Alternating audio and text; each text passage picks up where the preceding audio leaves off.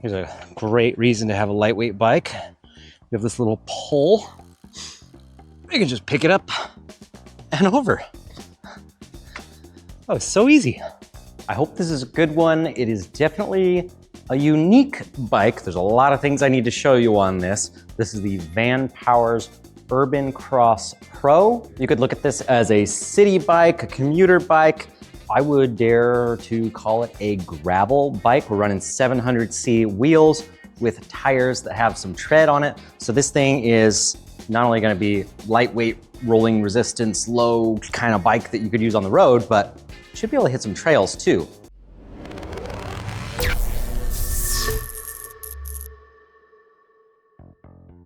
Traditionally, cyclocross or gravel style bikes usually don't have suspension, so that might seem a little odd, but that is a use case for these. And I said lightweight, it's only 40 pounds. Like most lightweight bikes, you're sacrificing some things. They advertise this hub motor as 250 watts. It's pretty small, but we've seen bigger power numbers than advertised on things before. Also, it's kind of hard to even tell this is an e-bike, to be honest. You can't even see the motor from where the camera is sitting right now. You can't even see where is the battery, but it is in this lower portion of the frame. It looks like it slides in from the bottom somehow. I don't think they're really expecting you to remove it that often, but I'm sure you can. But I'll get some close-ups of the frame, how the wiring, everything's done, because it's very, very sleek, very, very nice and clean. So I hope what we've got here today is a high quality bike at a, what I would consider affordable price, $17.99 right now. But let's start with a performance run. We gotta see what it does on the dyno. Even though it's only advertised as 250 watts, often bikes that say that sometimes put out 500. I've seen even more than 750 watts on something advertised that way. Is that gonna be the case here or not? I don't know. Like other lightweight bikes, this does not have a throttle. So I have to do a little bit of pedaling, just verify that I'm kind of putting in a baseline amount of power, and then do a second run, subtract that back out. It's not as accurate as bikes with a throttle, but it's the best I got. Okay, kind of got a balance here.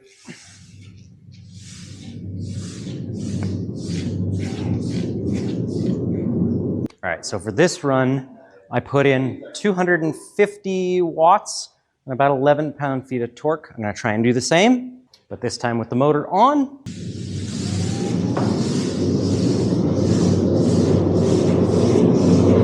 So my estimate after removing some noise on the chart here and removing my approximate input, I just do my best to keep it the same every time. I think we're getting about 540 watts of peak power, and torque-wise, I'm seeing a peak of 29 and a half. So I subtract the 11 and a half, say, that I had. We're gonna put it down as 18 pound-feet. So as best as I can do with the technology I've got, this is what we have. So yes, it's gonna be down towards the bottom of the power list. I'm not too surprised by that. Right about here underneath the Urtopia Carbon 1 Pro. I just filmed this Urtopia bike yesterday, so I think I know what I'm in for the most part on riding, at least as power goes. From a riding perspective, I think this bike's gonna be capable of a lot more. The battery is slightly bigger, still very small and lightweight, 345 watt hours. Hey, when lightweight is your priority, you gotta cut weight wherever you can. Before I ride this thing out on the road and hopefully some trails, I wanna show you a few of the unique things about it that I think are pretty cool. Check out how seamless everything is. Look for wires. Where are they? There's no wires here, no wires there, no wires coming up anywhere. As much stuff as possible is run inside the frame. So all the wires from the battery, motor, controller are tucked inside, up through the fork tube, through the stem, and only come out of the handlebars right here. This is a carbon bar. They even run the brake line down through the inside of the front fork and then out. Just some little touches that are probably unnecessary, but they do make it a very, very clean looking bike overall. Charge port is down here and it has a little cover over it. This is a large size frame. They actually do have 3 different frame sizes. Feels pretty good to me at 5'10", but I'll get some better feedback on that as I get out and ride it.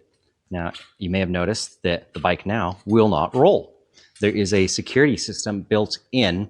Now, the bike's so light, you could just pick it up and carry it. But right over here, there's a pin that engages into that rear hub, so the bike won't roll and you can't pedal it away unless you've already turned it on. So that's kind of an interesting setup. Derailleur shifter, much nicer than what we typically see. Very nice Shimano cues setup. 1, 2, 3, 4, 5, 6, 7, 9-speed cassette on the back. And despite this being a very lightweight bike, they still went with hydraulic brakes. I forgot to show you the display. It's one of the coolest things. I've never seen one like this. I've seen displays integrated into the stem, but never this round LCD. Very clean, no wires like everything else, but I think the round setup is just definitely something unique. We've got Eco, Sport, and Boost, so only 3 assist modes. Probably makes sense just because this bike does have less power. You can see we have a little signal here, a little linked thing. It does have its own app, which I'll have to check out and see what more that can do. I do have it on my phone, haven't connected it yet. We'll see what features that adds for us. One thing that is missing, probably just to save weight, I will say, is a kickstand. Doesn't have one. Doesn't even have a mount for one. All right, I'm gonna shift down a couple of gears. I wanna start off by pedaling this thing like a bicycle. This feels good. It feels like a bike. You could ride this thing like a bicycle with the assist completely off. Most people think of a range extender as a second battery. Your range extender on this bike are your legs. Let's see what it's like to ride this little grade up out of the parking lot with 0 power. I would normally never do this on an e-bike. So it doesn't have like a great granny gear. Reminds me of riding an old fixie or something. Not quite that bad, but that's a workout. Now I'm gonna bump the power into Eco.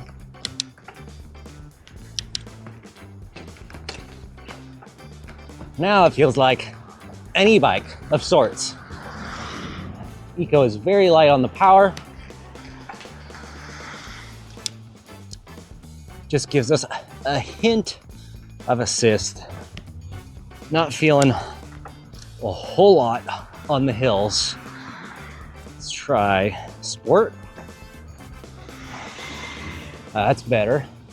This is a torque sensor, so you gotta put in the effort if you want the power. So this is a really steep hill right here. We're in Sport mode. Let's bump it up to Boost, max power. There's that torque. You know, for such a small diameter hub motor, this thing climbs hills pretty well in boost mode. Eco and Sport, you're really working at it. And in this, I still am forced to put the effort in because of that torque sensor, but it's more of a medium effort to get up this hill. I'm not putting in most of the effort. I'd say I'm putting in a bit and the motor's doing 2/3 of it. All right, so it can climb. Obviously that's gonna drain a lot more of your battery down, but the motor's very, very quiet. I can barely hear it. Typically a geared hub motor, you get a little bit of motor whine, motor noise. You get kind of a higher pitched whine when it's a mid-drive. This one has a very, very low motor noise on the steepest section of that hill, but on flat ground, normal cruising, I would say this motor's just about silent. This is one of the quietest hub motors I think I've ridden. Now downhill, this thing is like, it's like riding a road bike. Reminds me of riding a very lightweight road bike, where when you come to a stop, you can just kind of leave it into a medium to high gear. And because it's so light, you could just give it a few nice hard pedal strokes and just launch off the line. Feels really nice. All right, 160 millimeter rotors. Like I said, they are hydraulic brakes from Textro. So it's stopping nicely. The bike's light enough, that's gonna be enough. And it's a legal class 1 bike. So you're only gonna get up to 20 miles an hour with the motor. Got a few little potholes on the road here. We're relying solely on the tires for our suspension. The saddle is narrow and kind of hard, which is normal for this kind of bike. So on the screen here, I can see my battery, which I'm currently sitting at 97%, which I find to be quite a surprise. I thought I would drain some more going up those hills at first. I got run time, I got my speed, and if I press the power button, I get average speed, max speed. Looks like I've had it up to 27 already down those hills. Oh, nice. It gives me a range. I'm gonna leave it there and see what it does. Right now it says 27.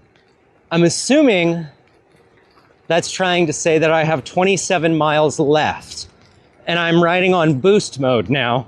Riding position, if you're wondering, is not very upright. It's very much leaned forward, fairly aggressive, more akin to a mountain bike or some road bikes. It's not as aggressive as something with drop bars. But I gotta say, if you think, well, this can't be a gravel bike, a true gravel bike should have drop bars. Well, guess what? That's an option. The Ultra model, which has a few upgrades over this one, does have drop bars.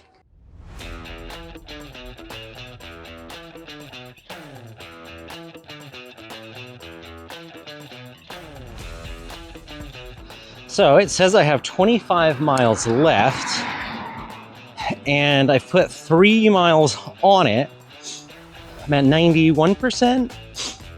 Let's just be conservative and say I've used 10% of the battery and gone 3 miles. That means I should be able to do 10 times that much, right? So 30 miles. But in hills on boost mode, that's actually really good for a battery this small.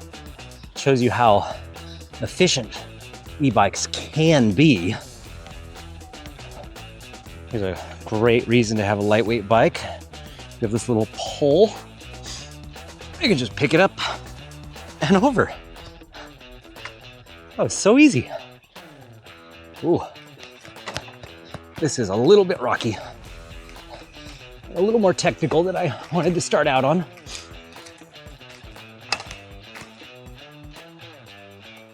You know what? I don't think this trail goes across that river. Again, advantage to the lightweight bike. I can just pick it up and turn it around.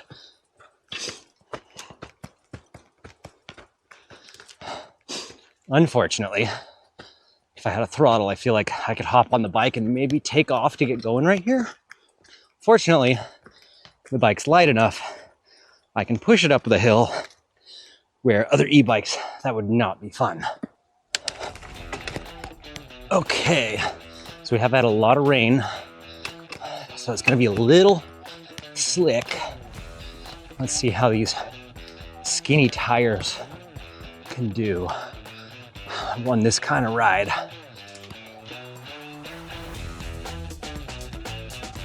Good or bad, you be the judge. Just the nature of this style of bike is you feel the terrain.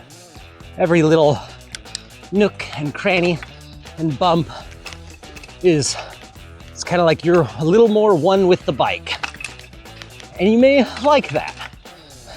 You may not. All right, a little bit of rocky stuff here.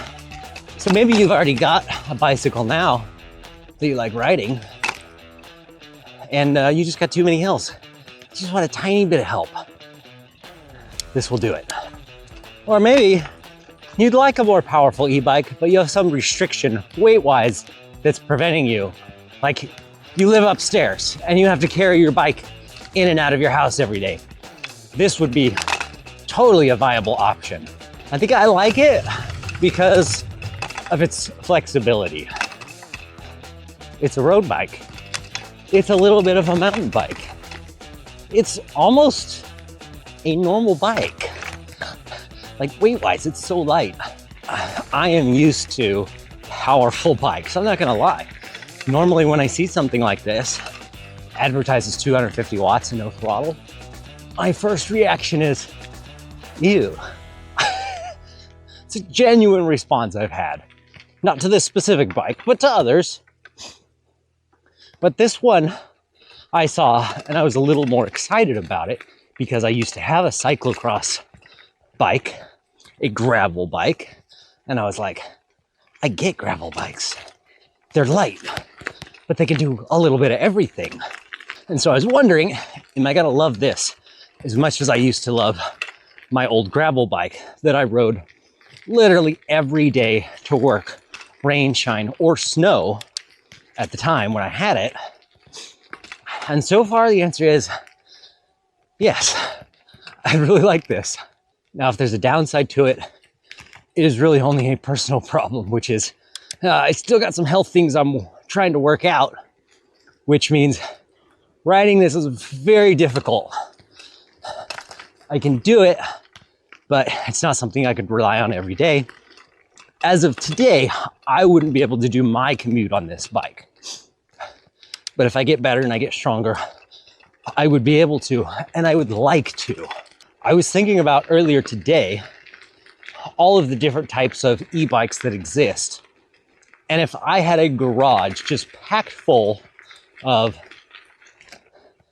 my most favorite electric bikes, if I could just pick one of every different type, I would have a gravel bike in my garage. There's no doubt about that. It wouldn't be maybe the one I ride every day, but I'd have one of them for sure. That was a good amount of climbing, and battery's still at 75%. Occasionally you might hear a little bit of a rattle. That's not the fault of the bike. There's this little storage compartment on the top. They have like a little module that goes in there. And honestly, because it was empty and it had space, I threw the multi-tool that came with the bike in there. So just be aware that if you ever hear rattling, that's not normal. The bike actually doesn't rattle at all. It is solid. In fact, just to prove that point, from here on out, I'm going to take the multi-tool and put it in my pocket. Now you shouldn't hear any more rattling coming from this bike. Maybe a little rattling from my head, but not the bike. That was leaves.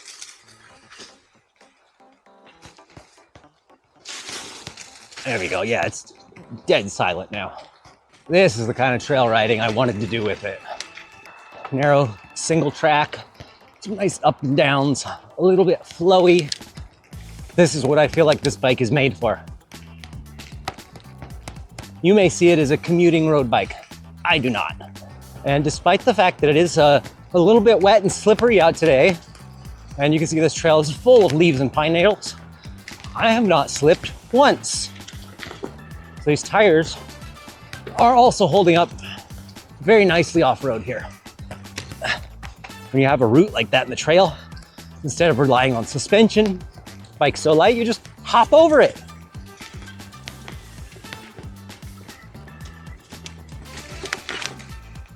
Whew. Now, the scary thing about a bike like this is you can get going really fast. On trails like this, you got to be careful about what's around the bend.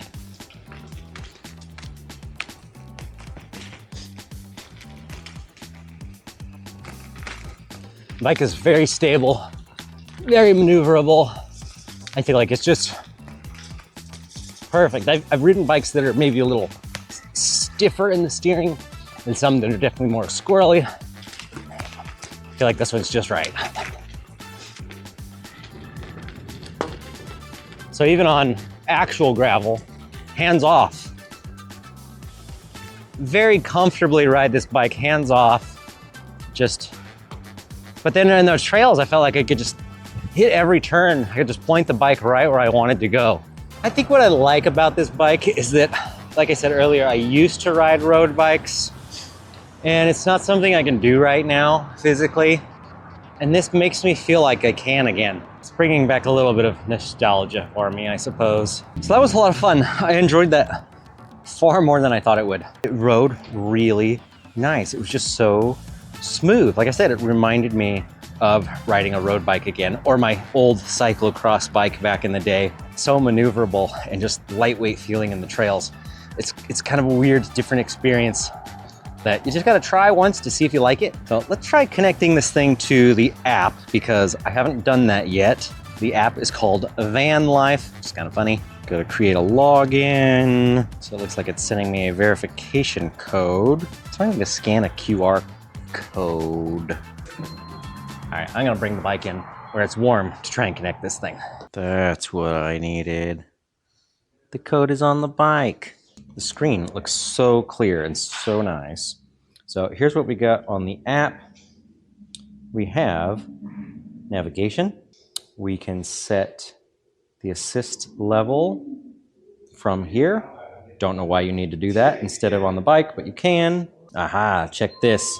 Class 1, 2, Class 3. So it looks like the main thing you can do with the app is some navigation settings, but it will also track all of your rides, it looks like. So you can go to January, February, March, see what rides you did during that month. And it looks like you can post photos. They have kind of like their own little social media network, if you will, with other people that have this bike. So that's what the app is good for. You can adjust a few settings. I want to throw a little bit of yes to Vanpowers. This is actually a book.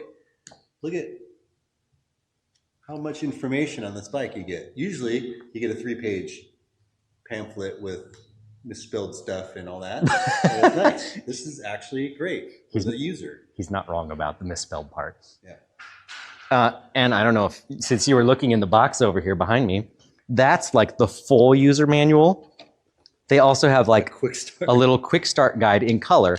I mean, this is more than you normally get. That is more than you usually get. This is like probably the most thorough manual I've ever seen with a bike. Pretty impressed. I'm thankful it was here because I couldn't figure out how to connect the app. I referred to the manual and it told me everything I needed to know. The Urban Cross is really nice. I would not mind having one myself. And I never say that about anything that is low power without a throttle. It's just not my style of bike. But just the way it handled and how light it was and how much fun it was to ride. So I appreciate that Vanpowers reached out to me and let me review this one and that they sent this bike out to me.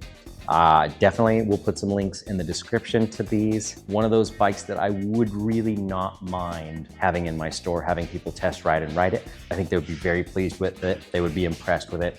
And if they rode one, they might want to buy one.